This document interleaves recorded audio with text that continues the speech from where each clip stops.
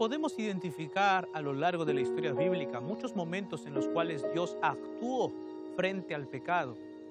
Dios odia el pecado porque hace daño a sus hijos y los destruye. Por eso es que Dios no puede quedar callado o sin hacer nada frente a estas acciones pecaminosas. El día de hoy, aquí, vamos a estar hablando acerca de cómo Dios se enfrenta o cómo Dios actúa frente al pecado. No te puedes perder el programa de hoy. Está comenzando tu programa Fe para Hoy.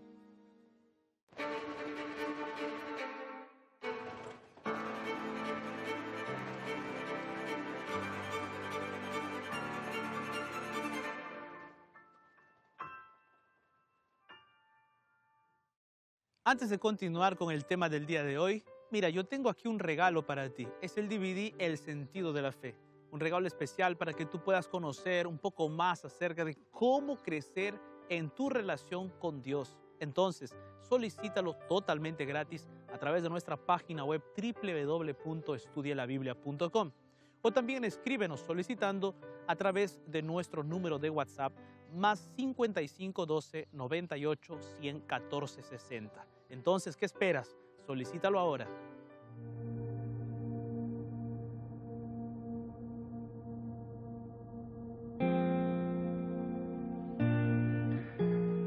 Cuando observamos los relatos bíblicos con respecto a la acción de Dios contra el pecado, siempre vamos a encontrar dos características: la justicia y la gracia. Ahora, siempre que Dios ha intervenido de forma fuerte contra el pecado, es porque Él odia el pecado. Tenemos que tener en cuenta un detalle importante. Dios ama al pecador, pero Él odia el pecado. En algún momento los pecadores van a ser exterminados también, pero aquellos que van a ser exterminados son aquellos que se aferraron del pecado y no quisieron buscar a Dios, no quisieron arrepentirse. Entonces, el día de hoy, a la luz de la palabra de Dios, vamos a ver algunos ejemplos en cómo Dios intervino dramáticamente en la historia del mundo para poner fin al pecado. Vamos a ver eso aquí en la Biblia y vamos también a destacar cómo se muestra la justicia y la gracia divina.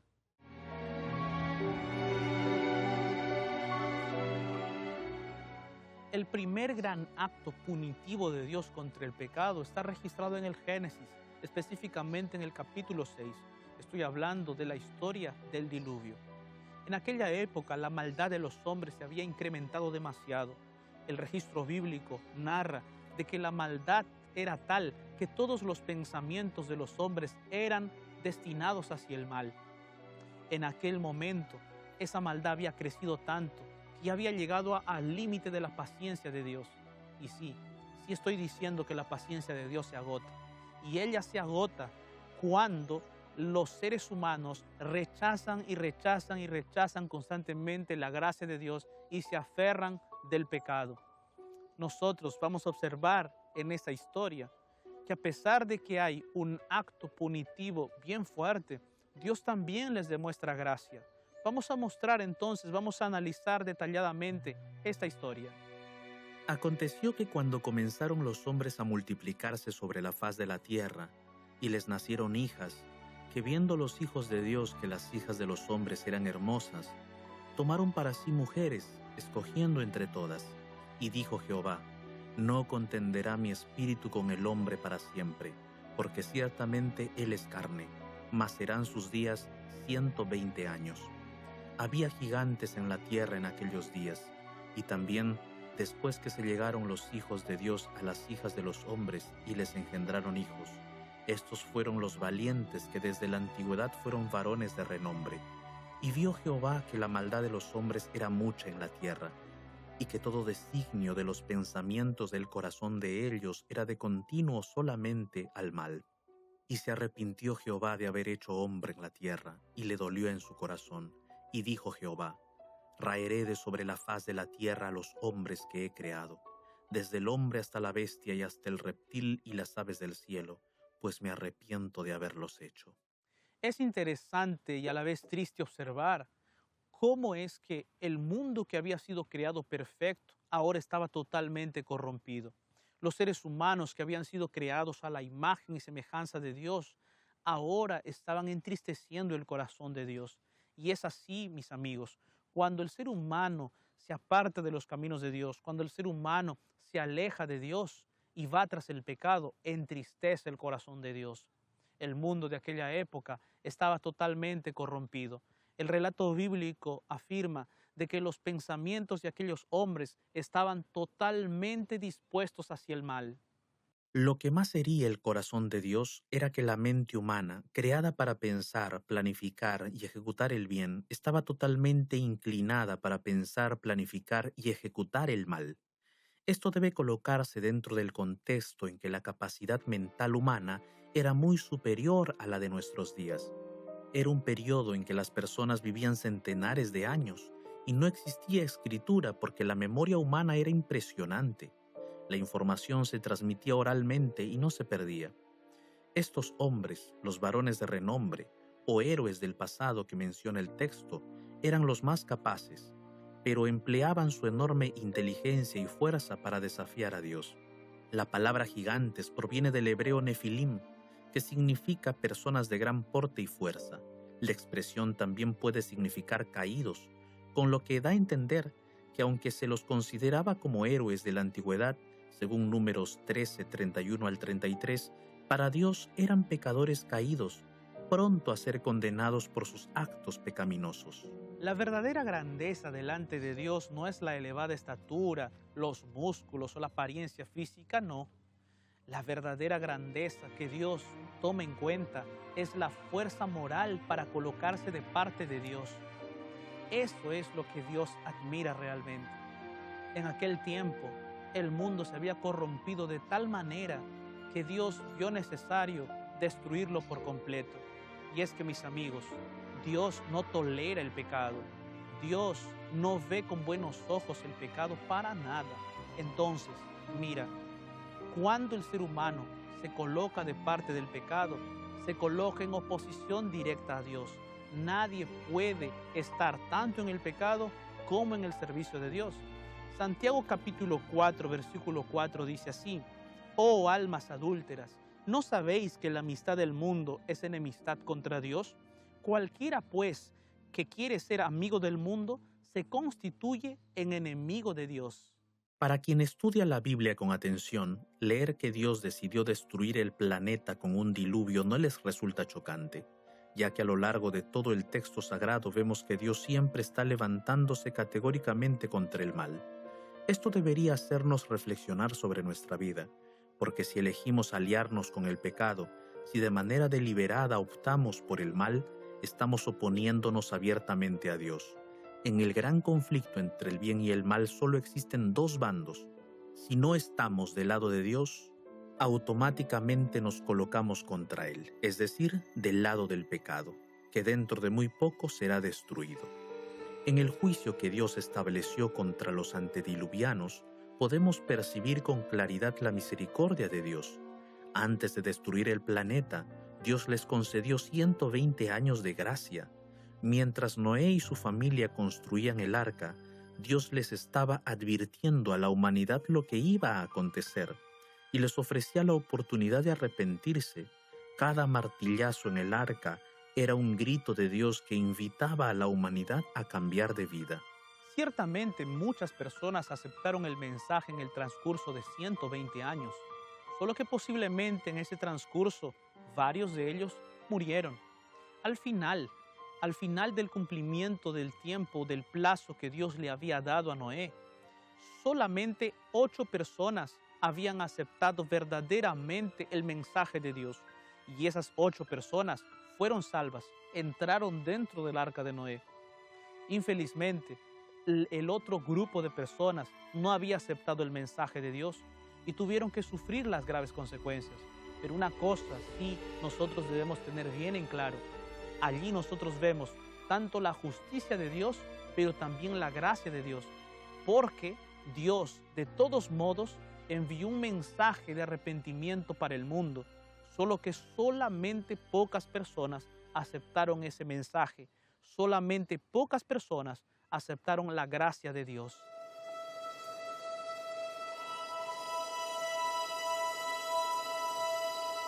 Vamos ahora a analizar otro episodio bíblico en donde también Dios muestra su justicia, pero a la vez su gracia. Eso lo vimos en la historia del diluvio. Ahora vamos a analizar la historia de la Torre de Babel. Allí también Dios demuestra cómo Él actúa frente a la rebeldía humana, frente al pecado. Él no permite que el pecado prospere. Tenía entonces toda la tierra una sola lengua y unas mismas palabras. Y aconteció que cuando salieron de oriente, hallaron una llanura en la tierra de Sinar y se establecieron allí. Y se dijeron unos a otros: vamos, hagamos ladrillo y cozámoslo con fuego. Y les sirvió el ladrillo en lugar de piedra y el asfalto en lugar de mezcla. Y dijeron: vamos, edifiquémonos una ciudad y una torre cuya cúspide llegue al cielo, y hagámonos un nombre, por si fuéremos esparcidos sobre la faz de toda la tierra. Y descendió Jehová para ver la ciudad y la torre que edificaban los hijos de los hombres. Y dijo Jehová: he aquí el pueblo es uno, y todos estos tienen un solo lenguaje, y han comenzado la obra, y nada les hará desistir ahora de lo que han pensado hacer. Ahora pues, descendamos y confundamos allí su lengua, para que ninguno entienda el habla de su compañero. Así los esparció Jehová desde allí sobre la faz de toda la tierra, y dejaron de edificar la ciudad. Por esto fue llamado el nombre de ella Babel, porque allí confundió Jehová el lenguaje de toda la tierra, y desde allí los esparció sobre la faz de toda la tierra. A lo largo del relato que acabamos de leer, podemos ver cómo se desarrolla la rebeldía de esos hombres contra la palabra de Dios. Para comprender eso, debemos ir a la parte final de la historia del diluvio. Allí, Dios les da una orden a la familia de Noé. Les dice que deben multiplicarse, que deben fructificar y llenar toda la tierra. Esa orden de Dios era imperativa. Sin embargo, cuando leemos la historia de la Torre de Babel, nosotros observamos todo lo contrario. La intención de esos hombres era contraria a la palabra de Dios. Génesis capítulo 11, versículo 4 dice así: vamos, edifiquémonos una ciudad y una torre cuya cúspide llegue al cielo, y hagámonos un nombre por si fuéramos esparcidos sobre la faz de la tierra. Mira, yo observo aquí dos detalles importantes, dos razones por las cuales estos hombres estaban en contra de la palabra de Dios. Primero, ellos querían engrandecer su nombre, querían ensalzarse y engrandecerse. Y segundo, querían quedarse en una área geográfica, y eso estaba en contra de la palabra de Dios. Aprovechando que hablaban una sola lengua y habitaban en un solo lugar en la planicie de Sinar, y con el deseo orgulloso y desobediente tomados por la arrogancia, planificaron algo totalmente en contra de los planes divinos. Algunas personas dicen que el líder fue Nimrod. La Biblia no lo afirma directamente. Nosotros tampoco podemos afirmarlo con seguridad. Pero lo que aquí importa es que descubrimos cómo el corazón del hombre se opone a las órdenes de Dios. Percibimos la misma desobediencia arrogante que llevó a Adán y Eva a rebelarse contra la orden divina, prefiriendo obedecer la sugerencia de Satanás y deseando ser como Dios. Percibimos la misma arrogancia envidiosa de Caín, que lo llevó a asesinar a su hermano Abel porque Dios había rechazado su sacrificio. Percibimos el mismo desprecio arrogante de los contemporáneos de Noé, que los llevó a rechazar el mensaje del juicio divino, del diluvio, y los hizo perecer. Y por último, vemos el deseo orgulloso de Nimrod, que lo llevó a ser grande y poderoso líder manipulador de su semejante. No podemos pasar por alto el área geográfica en donde se construyó la Torre de Babel. La Biblia menciona que era la tierra de Sinar, y la tierra de Sinar fue donde se desarrollaron la cultura sumeria y babilónica. Fue allí donde se realizó esa construcción de la Torre de Babel. Los arqueólogos han descubierto allí algunos zigurats en forma de torre, en forma de pirámides, que construyeron los primeros habitantes de esa región, de esa cultura sumeria. Eso se parece mucho a las pirámides de Egipto, sin embargo hay una diferencia. Mientras las pirámides eran tumbas, los zigurats eran centros de culto. La torre era un tipo de templo típico de Mesopotamia. Era conocida como zigurat y tenía una base cuadrada, y las 4 paredes laterales estaban constituidas por gradas. Cada grada superior era más pequeña que la inferior. En la cima de la torre se colocaba un altar para ofrecer sacrificios al sol, a la luna y a las estrellas. El anhelo de aquella generación era construir una torre, una especie de escalinata que creían que los iba a llevar hasta el cielo, para dominar desde allí toda la creación y para protegerse de un futuro diluvio. En la Torre de Babel, el ego humano era un dios, y es por eso que Dios no permitió que se burlaran de él. Ellos estaban incumpliendo su voluntad, su palabra, se estaban rebelando contra Dios. Por eso es que Dios descendió, destruyó la torre y confundió el lenguaje de ellos. En esa historia, nosotros también vemos cómo la justicia de Dios y su gracia se manifiestan en un acto punitivo de Dios. Ahora, es allí en ese evento en donde la gracia de Dios reluce. ¿Por qué? Porque todos los pecadores que estaban en esa torre salieron de allí con un lenguaje diferente, esparcirse por la tierra, pero salieron de allí con la oportunidad de arrepentirse de sus pecados. Podemos aprender muchas lecciones del relato de la Torre de Babel.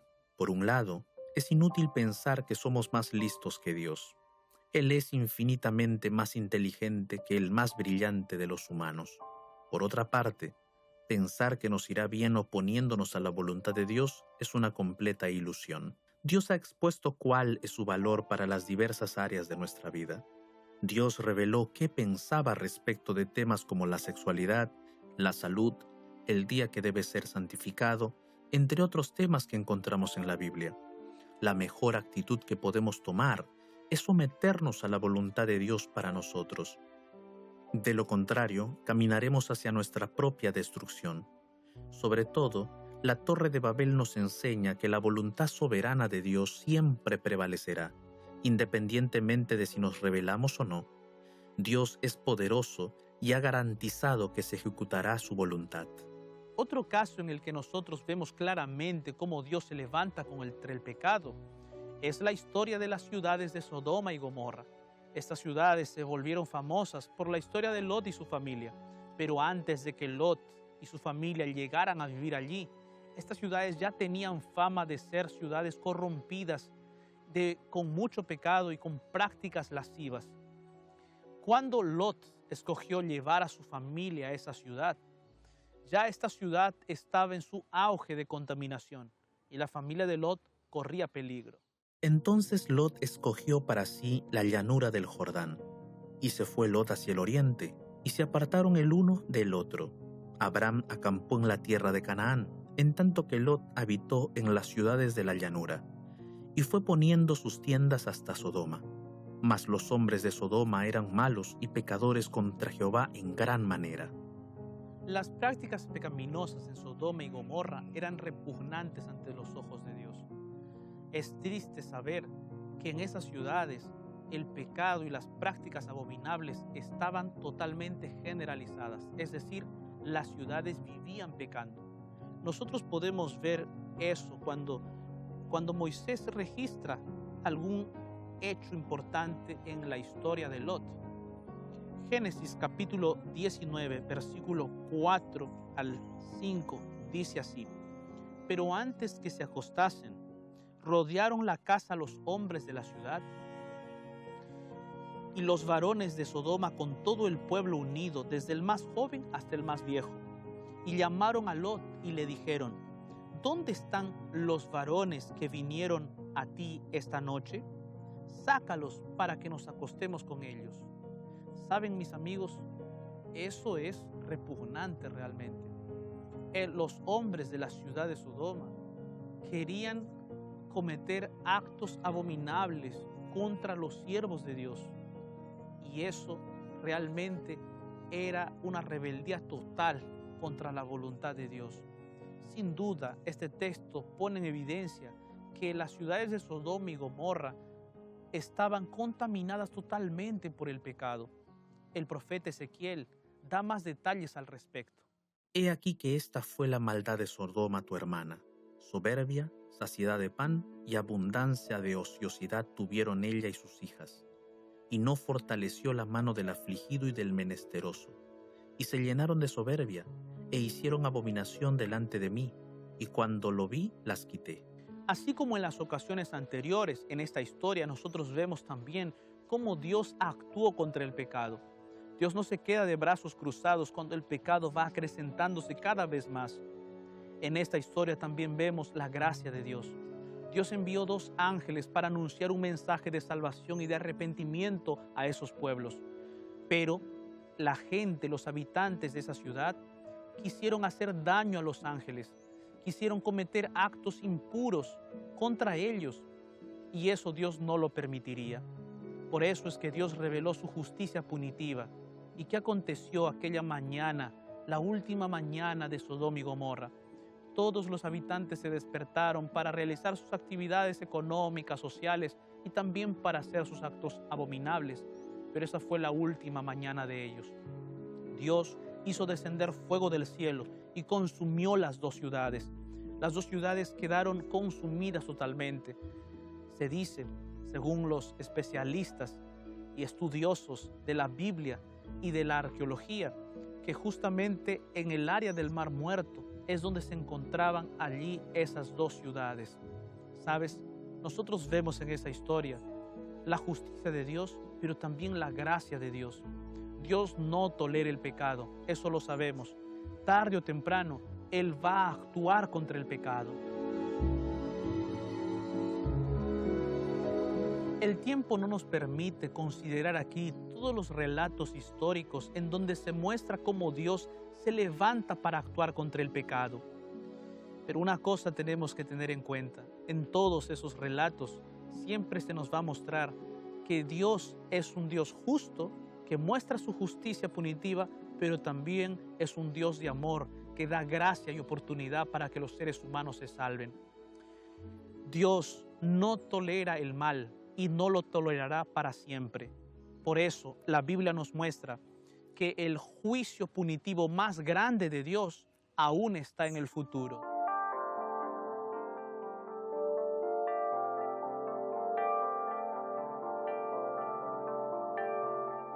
Ningún juicio de Dios en el pasado se compara al juicio punitivo de Dios que viene en el futuro. Dios tiene reservado para este mundo de pecado un juicio especial y un final que a la vez nos aterra, pero también nos reconforta. El apóstol Juan da una descripción maravillosa acerca de ese evento. Leamos juntos. Vi a un ángel que descendía del cielo con la llave del abismo y una gran cadena en la mano, y prendió al dragón, la serpiente antigua, que es el diablo y Satanás, y lo ató por 1000 años. Y lo arrojó al abismo y lo encerró, y puso su sello sobre él para que no engañase más a las naciones, hasta que fuesen cumplidos 1000 años. Y después de esto debe ser desatado por un poco de tiempo. Y vi tronos, y se sentaron sobre ellos los que recibieron facultad de juzgar. Y vi almas de los decapitados por causa del testimonio de Jesús y por la palabra de Dios, los que no habían adorado a la bestia ni a su imagen, y que no recibieron la marca en sus frentes ni en sus manos, y vivieron y reinaron con Cristo 1000 años. Pero los otros muertos no volvieron a vivir hasta que se cumplieron 1000 años. Esta es la primera resurrección. Bienaventurado y santo el que tiene parte en la primera resurrección. La segunda muerte no tiene potestad sobre estos, sino que serán sacerdotes de Dios y de Cristo, y reinarán con él 1000 años. Cuando los 1000 años se cumplan, Satanás será suelto de su prisión, y saldrá a engañar a las naciones que están en los 4 ángulos de la tierra, a Gog y a Magog, a fin de reunirlos para la batalla, el número de los cuales es como la arena del mar. Y subieron sobre la anchura de la tierra, y rodearon el campamento de los santos y la ciudad amada. Y de Dios descendió fuego del cielo y los consumió. Y el diablo que los engañaba fue lanzado en el lago de fuego y azufre, donde estaban la bestia y el falso profeta, y serán atormentados día y noche por los siglos de los siglos. Y vi un gran trono blanco, y al que estaba sentado en él, de delante del cual huyeron la tierra y el cielo, y ningún lugar se encontró para ellos. Y vi a los muertos grandes y pequeños de pie ante Dios, y los libros fueron abiertos, y otro libro fue abierto, el cual es el libro de la vida, y fueron juzgados los muertos por las cosas que estaban escritas en los libros, según sus obras. Y el mar entregó los muertos que había en él, y la muerte y el Hades entregaron los muertos que había en ellos, y fueron juzgados cada uno según sus obras, y la muerte y el Hades fueron lanzados al lago de fuego. Esta es la muerte segunda, y el que no se halló inscrito en el libro de la vida fue lanzado al lago de fuego. Los hechos que describe el apóstol Juan acontecerán después de los 1000 años. Déjame explicarte brevemente qué es lo que sucede en ese periodo de 1000 años. Ese periodo inicia después de la segunda venida de Cristo. Durante los 1000 años, todos los redimidos que fueron con Jesús hacia el cielo realizan allí el juicio de comprobación. Y después de esos 1000 años, Jesús, junto con la ciudad de la Nueva Jerusalén y también con todos los redimidos, desciende para ejecutar su juicio final. En ese juicio final, todos aquellos que rechazaron a Cristo y que se aferraron del pecado serán destruidos para siempre. Frente a los hechos descritos hasta aquí, es posible que más de uno se estremezca al oír los detalles del juicio de Dios. Y es claro, la Biblia lo narra de esa manera porque Dios no tolera el pecado. Él va a concluir con toda la maldad de este mundo. Para aquellos que estamos cerca de Jesús, esa es una gran noticia.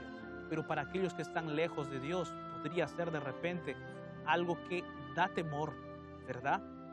Sin embargo, mis amigos, Dios no va a hacer eso con el mundo sin haber dado oportunidad para todos. Y eso es lo que la Biblia muestra. Dios tiene su gracia para todo aquel que se acerca a Él. Mira lo que dice Juan capítulo 3, versículo 16. El texto dice, porque de tal manera amó Dios al mundo, que ha dado a su Hijo unigénito, para que todo aquel que en Él crea no se pierda, mas tenga vida eterna. Fíjate, Dios ha dado a su propio Hijo a la humanidad, para que la humanidad a través de Él sea salva. Entonces, todos nosotros tenemos oportunidad de arrepentimiento. Todos nosotros tenemos la oportunidad de aceptar a Jesús y ser libres del castigo eterno que Dios va a ejecutar en este planeta. Todos tenemos la oportunidad de ser salvos. Entonces, querido amigo, amiga, yo te invito el día de hoy para que tú aceptes esa salvación tan grande, para que tú aceptes a ese Jesús que vino a morir por ti, que se entregó por ti y que ahora es tu Salvador. Tú puedes también aceptar a ese Jesús y cambiar tu vida para siempre. No te enfoques en el castigo de Dios, no te enfoques en las plagas, no te enfoques en el fuego, no te enfoques en todo eso que de repente va a suceder en el futuro. Enfócate en tu comunión con Dios, enfócate en buscar a Jesús, enfócate en hacer de Jesús tu compañero de todos los días. Es mi deseo y oración que tú vivas una vida cerca de Jesús. Que Dios te bendiga.